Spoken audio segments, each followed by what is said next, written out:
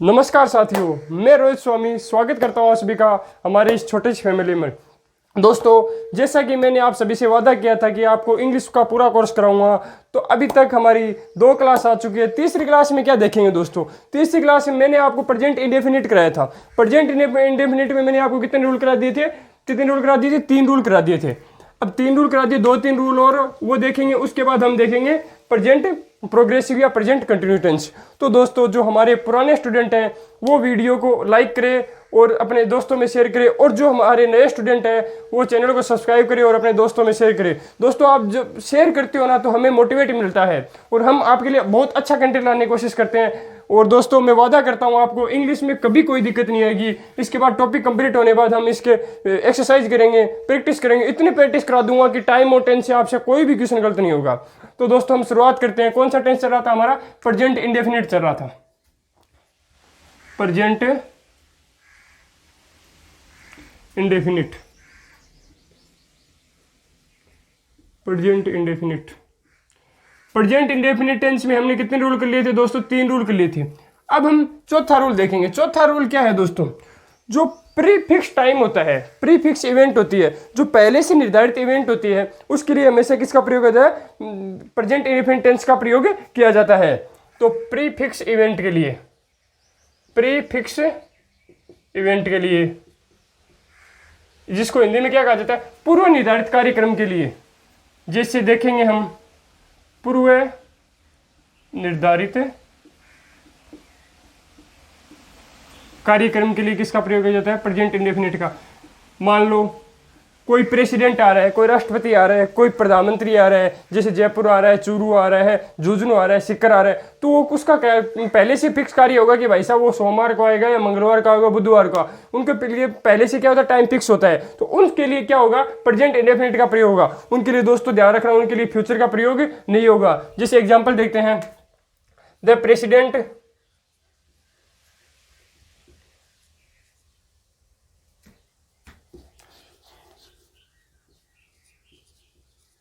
President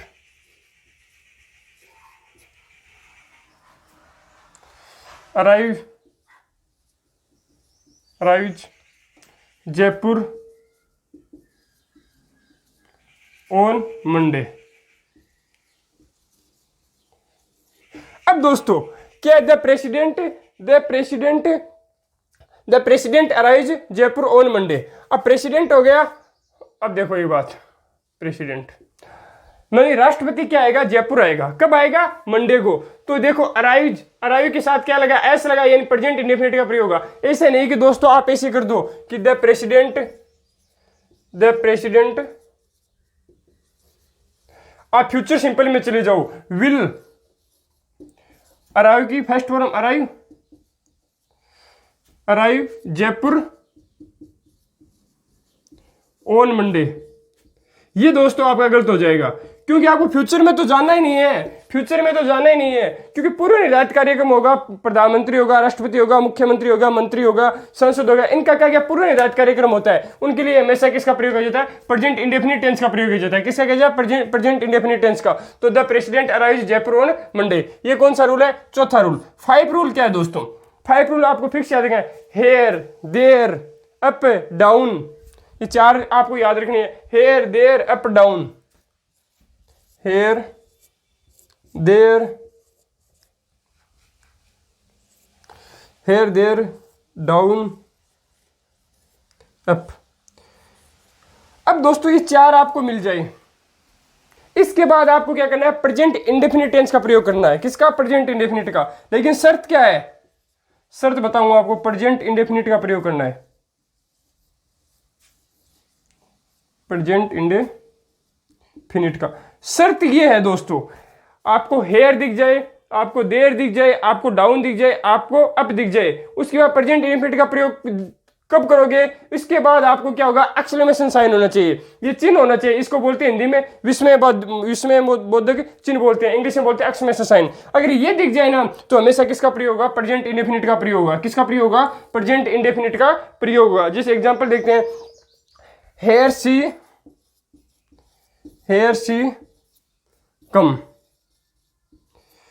कम। देखो आप, अब हेयर आ गया, सी आ गया, सब्जेक्ट आ गया, कम, कम की क्या होगा, फर्स्ट फॉर्म आएगी, फर्स्ट फॉर्म मतलब ऐसी ऐसे लगेगा तो क्या हो जाएगा, कम्स हो जाए, हेयर सी कम सी। ये एग्जाम्पल हो गया। ये देखना यहाँ पे केम नहीं करना आपको, केम नहीं करना, सेकंड फॉर्म नहीं करना है, कौन सी करना है, फर्स्ट फॉर्म करना है। तो here she comes, here she comes हो जाएगा। एक और देख लो, there he goes, there, there he goes, exclamation sign होना चाहिए। देखो यहाँ पे एक्सक्लेमेशन साइन है, एक्सक्लेमेशन साइन होना चाहिए। तो ये कौन सा हो जाएगा, देर दिख गया आपको, प्रेजेंट इंडेफिनिट टेंस गया, गो के साथ ऐसे ऐसे लग गया, तो ये कौन सा हो गया, प्रेजेंट इंडेफिनिट टेंस हो गया। तो ये बात ध्यान रखनी है। तो कहने का मतलब ये हो गया दोस्तों, मैंने अभी तक आपको कितने रूल बताए, 2 रूल बताए। पहला रूल कौन सा था, प्रीफिक्स इवेंट, यानी पूर्व निर्धारित कार्यक्रम होगा तो किसका प्रयोग होगा, प्रेजेंट इंडेफिनिट का प्रयोग होगा। जैसे the president arrives Jaipur on Monday, मतलब प्रेसिडेंट है, राष्ट्रपति है, वो कब आएगा, सोमवार को कहाँ आएगा, जयपुर आएगा, अराइज हो गया। दूसरा, अगला नियम कौन सा बताया मैंने आपको, 4 शब्द याद रखने हैं, here there down up, here there down up. इसके बाद प्रेजेंट इंडेफिनिट का प्रयोग हुआ, लेकिन शर्त क्या है, शर्त ये है कि आगे कौन सा साइन होना चाहिए, एक्सक्लेमेशन साइन होना चाहिए, विस्मय बोधिक चिन्ह होना चाहिए। ये आपको चिन्ह दिख जाए, इन चारों में से एक दिख जाए तो कौन सा कोई टेंस करोगे, प्रेजेंट इंडेफिनिट का प्रयोग करोगे। तो प्रेजेंट इंडेफिनिट का प्रयोग करिए तो यहाँ क्या आ जाएगा, हेयर, एग्जाम्पल देखते हैं, हेयर सी कम्स, और एक कौन सा हो गया, देयर ही गोज, कौन सा हो गया, देयर ही गोज हो गया। अब दोस्तों एक बार आप स्क्रीनशॉट ले लीजिए, फिर आगे बढ़ते हैं।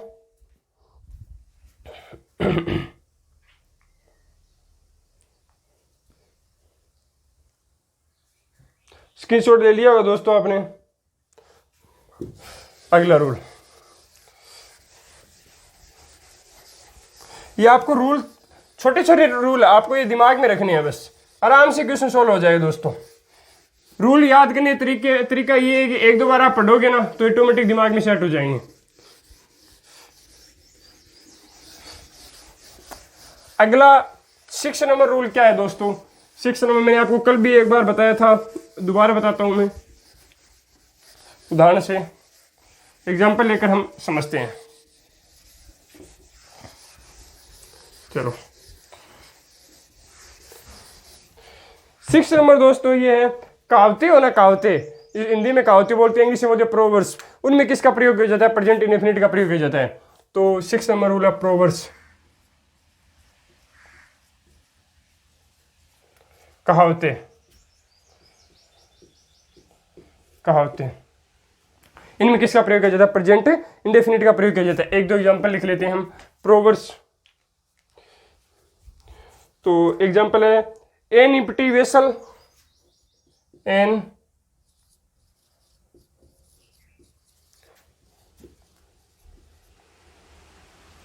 empty vessel makes much noise, makes much noise। आपने बहुत बार सुना होगा। तो प्रोवर्ब्स में किसका प्रयोग होता है, प्रेजेंट इंडेफिनिट का प्रयोग किया जाता है। An empty vessels makes much noise, makes में देखो ऐसे ऐसे लग रहा है, प्रेजेंट इंडेफिनिट का प्रयोग है, मतलब क्या ना, मतलब आपने बहुत बार सुना होगा, थोता चना बाजे गना, थोता चना बाजे गना में किसका प्रयोग होता है, प्रेजेंट इंडेफिनिट का प्रयोग होता है। क्योंकि ये कहावत हो गई। आपको एक बात तो बता दूं मैं, आपको मैं एक वीडियो बनाऊंगा, एक क्लास लाऊंगा, उसमें जितने भी कहावतें हैं ना, ज़्यादा नहीं है दोस्तों, 50-60 कहावतें हैं, इंग्लिश में 50 या 55 कहावतें हैं, उन सभी एक कहावतें को एक वीडियो बनाऊंगा, आप उसको देख लेना, उसी में से क्वेश्चन आ जाएंगे। कहावत का सिस्टम है, प्रोवर्ब्स का सिस्टम है कि वहाँ से क्वेश्चन आ जाएगा। तो याद रखना, an empty vessels make much noise, बहुत बार क्वेश्चन पूछा जाता है। एक होता है सोसाइटी मूड मेन्स, एक वो लिख लेते हैं, society moods man, society moods man. आपने बहुत बार सुना होगा, गधे को देखकर गधा खुजलाता है, मतलब कोई दूसरा आदमी देखता है, समाज को देखकर समाज, मतलब इसी प्रकार गधे को देखकर गधा खुजलाता है, मतलब उसकी प्रकृति को देखकर वो क्या कहता है, दूसरा गधा खुजलाता है। ये कौन सी कहावत हो गई। तो ये 2 आप याद रखना। और कौन सा रूल है, एक रूल याद रखना दोस्तों, आपने बहुत बार पढ़ा होगा बचपन में, मैं बता देता हूँ आपको। न्यूज़पेपर की हेडलाइन होती है, टाइटल होता है, उसमें किसका प्रयोग किया जाता है, प्रेजेंट इंडेफिनिट का प्रयोग किया जाता है। Newspaper headline, news paper headlines.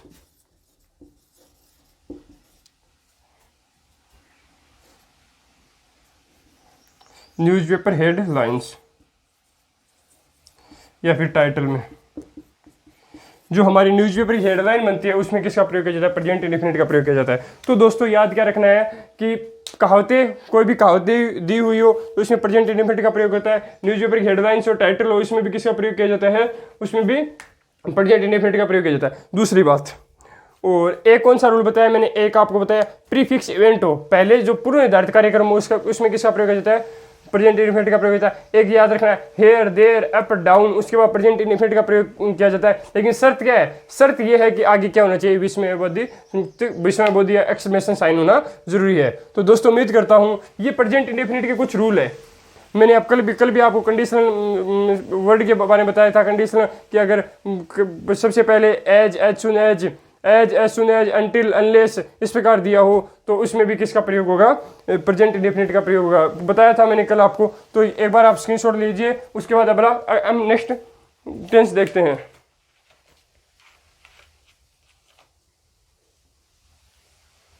आपने स्क्रीनशॉट ले लिया होगा दोस्तों। अब देखते हैं अगला टेंस कौन सा है दोस्तों? ये प्रेजेंट इंडेफिनिट इतना याद कर लिया दोस्तों, इंडेफिनिट से कभी कोई क्वेश्चन गलत नहीं होगा। अगला टेंस देखते हैं।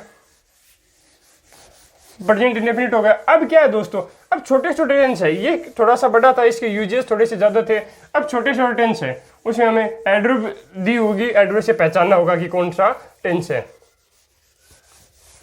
दोस्तों ज्यादा अपने दोस्तों में शेयर करना, मैं आपके लिए इतनी मेहनत कर रहा हूं तो आपका तो ये कर्तव्य बनता ही है कि ज्यादा शेयर करें। तो अगला कौन सा टेंस है दोस्तों? अगला है प्रेजेंट प्रोग्रेसिव या प्रेजेंट कंटिन्यूज। प्रेजेंट प्रोग्रेसिव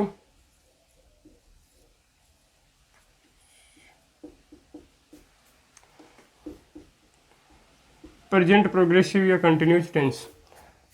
अब आपको बचपन में आपने पढ़ा होगा, बचपन का प्यार पढ़ा होगा आपने, रहा है, रही है, वो बताने की आवश्यकता नहीं है कि इसकी पहचान होती है, वो हमारे का कोई काम नहीं आएगा। तो हमें क्या ध्यान रखना है इसमें? ये ध्यान रखना है कि पहली बात वर्ब कौन सी काम आएगी?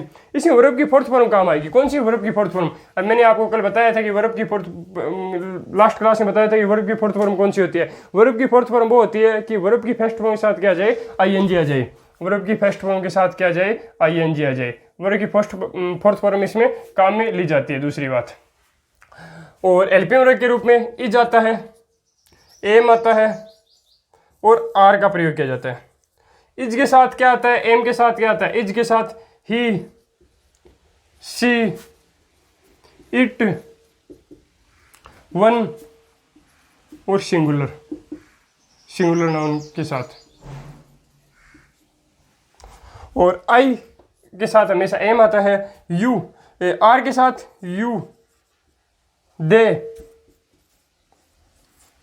आई तो हो गया, वी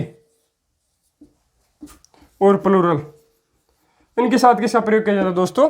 आर का प्रयोग किया जाता है। ये आपको ध्यान में रखना है। तो वर्ब की फोर्थ फॉर्म होगी, वर्ब की फर्स्ट फॉर्म के साथ आईएनजी आएगा। और हेल्पिंग वर्ब कौन सी? इज के साथ किसका प्रयोग होगा? ही का, सी का, इट का, वन का, सिंगुलर का। और आर के साथ यू का, दे का, वी का, प्लूरल का। और एम के साथ किसका प्रयोग होगा? आई का प्रयोग होगा। एम के साथ किसका प्रयोग होगा? आई का प्रयोग होगा। एक बार आप स्क्रीनशॉट लो, फिर आगे बढ़ते हैं।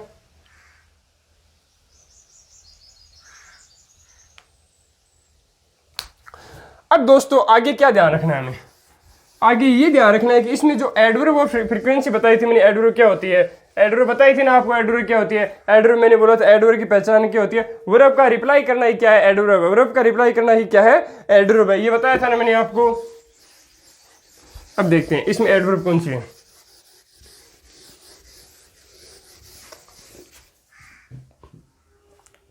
इसमें कुछ एडवर्ब याद रखने, 4-5 एडवर्ब आपको वो दिमाग में हमेशा सेट रखनी है। वो कहीं भी आपको सेंटेंस में दिख जाए तो कौन सा टेंस करना है?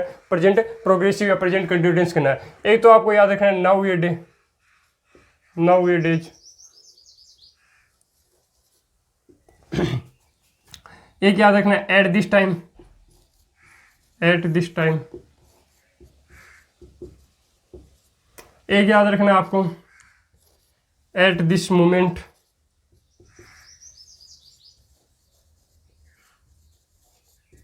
एक याद रखना at present time. At present time, now a day, at this time, at present time, और एट दिस मोमेंट एक याद रखना है दीज डे, दीज डे। ये आपको दोस्तों क्या करनी है, एडवर्ब याद करनी है। अब दोस्तों क्या है, एक चीज आपको यहीं क्लियर कर देता हूं। मैंने कौन कौन सी बताई, नाउ ए डेज बताई, एट दिस टाइम बताई, एट दिस मोमेंट बताई, एट प्रेजेंट टाइम बताई और दिस डे। अब दोस्तों हम कौन सा टेंस पढ़ेंगे, प्रेजेंट प्रोग्रेसिव यानी प्रेजेंट कंटिन्यूज। हम इसके बाद हम कौन सा पढ़ेंगे, नेक्स्ट हम पास्ट भी पढ़ेंगे। पास्ट प्रोग्रेसिव में क्या होगा, इनका जो रूप होगा, इनके रूप को क्या कर दो, पास्ट में कर दो। इनके जो रूप है इनको पास्ट में कर दो तो किसका हो जाएगा, पास्ट कंटिन्यूज का हो जाएगा, पास्ट प्रोग्रेसिव हो जाएगा। जैसे यहाँ पे क्या है, एट दिस टाइम है, दिस का पास्ट रूप क्या होता है, दैट होता है, तो एट दैट टाइम किसकी जो एडवर्ब बन जाएगी, पास्ट प्रोग्रेसिव की बन जाएगी। अगला क्या है, एट दिस मोमेंट, दिस का पास्ट रूप क्या होता है, दैट, एट दैट मोमेंट किसकी बन जाएगी, पास्ट प्रोग्रेसिव बन जाएगी। एट प्रेजेंट टाइम, तो एट पास्ट टाइम किसकी हो जाएगी, पास्ट प्रोग्रेसिव की हो जाएगी। और दिस डे जगह क्या आ जाएगा, दोज डे आ जाएगा। तो ये आपको मैंने इसलिए बताया कि दोनों को साथ में कॉमन याद रखोगे दो चीजों को, तो आपके कंफ्यूज नहीं होगा। दो चीजों को कॉमन करके याद रखो दोस्तों, ताकि सारणी बनाकर दिमाग में कि हाँ ये इसका होगा, ये इसका होगा, ताकि कंफ्यूज नहीं आप वहाँ पे कंफ्यूज होगा, दिस आएगा दैट आएगा, तो ये दोनों को कंफ्यूज दूर करने के लिए मैंने आपको साथ में बताया है। तो इसके बाद स्क्रीनशॉट लो, फिर आगे बढ़ते हैं।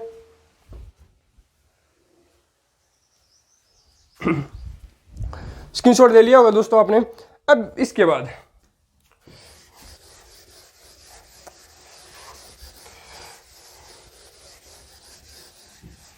अब दोस्तों मैंने क्या बोला आपको, इज, एम, आर, इनके साथ वर्ब की फोर्थ फॉर्म।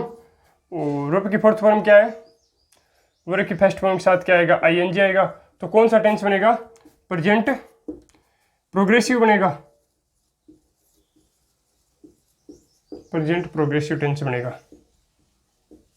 ठीक है। अब एक एग्जांपल लेते हैं हम कि हमेशा इज, एम, आर के साथ वर्ब की फर्स्ट फॉर्म के साथ आईएनजी आएगा, अलग भी आएगी। दोस्तों हम पेसिव वॉइस पढ़ेंगे ना, तो इज, एम, आर के साथ क्या पढ़ेंगे, वर्ब की थर्ड फॉर्म पढ़ेंगे, क्योंकि पेसिव वॉइस में इज, एम, आर के साथ क्या आएगी, वर्ब की थर्ड फॉर्म में। एक एग्जांपल लिखता हूं मैं, I am teaching English, I am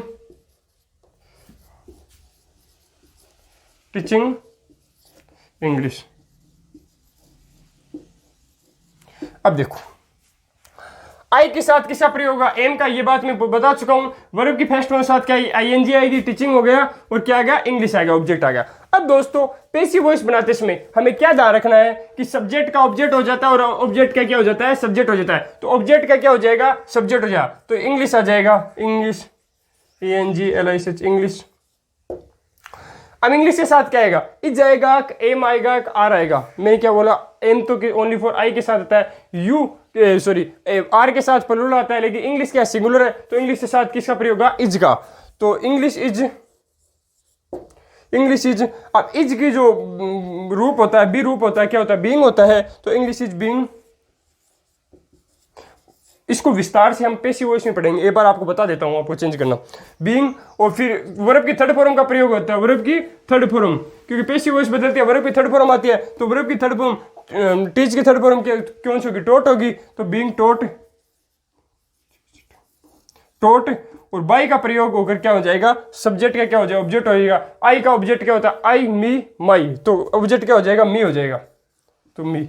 ये कौन सा होगा, इसका पेसिव वॉइस बन जाएगा। बस मैंने आपको इसलिए बताया कि इज, एम, आर के साथ वर्ब की थर्ड फॉर्म भी आ सकती है, लेकिन आएगी कब दोस्तों, ये आएगी तब आएगी जब इसका क्या बनाते हैं हम, पेसिव वॉइस बनाते हैं। क्या बनाते हैं, पेसिव वॉइस बनाते हैं, तब क्या इसका प्रयोग किया जाता है। ये बात आप दिमाग में, अपने जहन में याद रखना कि ये कब आएगी।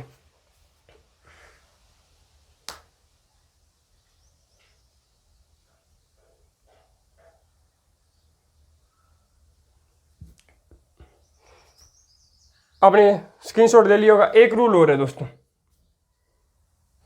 इज, एम, आर है ना, is, am, are, is, am, are के साथ नाउन भी आता है, नाउन कॉम्प्लीमेंट भी का भी प्रयोग किया जाता है। जैसे आपने बहुत बार पढ़ा होगा, आई एम ए टीचर, बहुत बार पढ़ा होगा, I am a teacher. Is, am, are, is, am, are के साथ नाउन कॉम्प्लीमेंट, कॉम्प्लीमेंट। बहुत बार पढ़ा होगा I am a teacher, I am a teacher.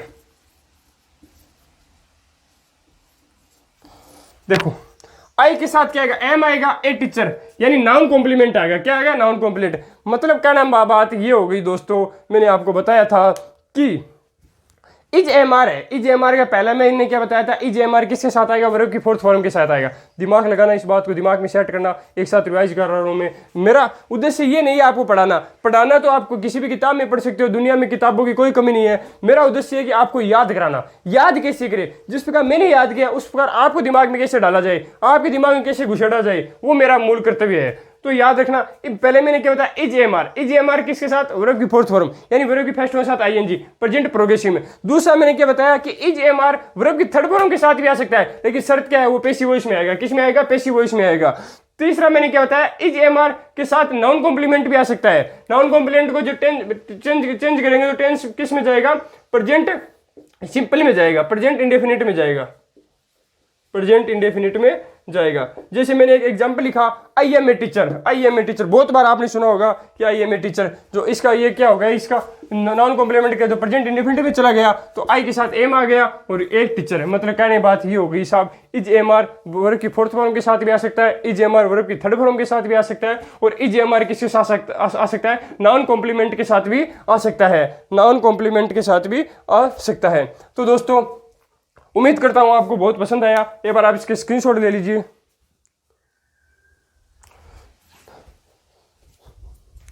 तो दोस्तों अब तक हमने दो टेंस पढ़ लिए, प्रेजेंट इंडेफिनिट पढ़ लिया, प्रेजेंट कंटिन्यूअस पढ़ लिया। अगला टेंस होगा present perfect, present perfect continuous, उसको अगली क्लास में देखेंगे। तो उम्मीद करता हूं दोस्तों आज की क्लास आपको बहुत अच्छी लगी तो अपने दोस्तों में शेयर कर देना, फेसबुक, इंस्टाग्राम, व्हाट्सएप सभी जगह आग लगा देना दोस्तों। यही मेरा आपसे विश्वास है। मैं उम्मीद करता हूं कि आपको मेरी द्वारा दिया गया कंटेंट बहुत अच्छा लगे, इसलिए मैं आपको पढ़ा रहा हूं, वरना कोई उद्देश्य नहीं है पढ़ाने का। तो दोस्तों ज़्यादा से ज़्यादा शेयर करना। हमारे जो पुराने विद्यार्थी हैं वो तो क्या करें, वीडियो को लाइक करें और अपने दोस्तों में शेयर करें। जो हमारे नए विद्यार्थी हैं वो चैनल को सब्सक्राइब करें। तो दोस्तों जय हिंद, जय भारत।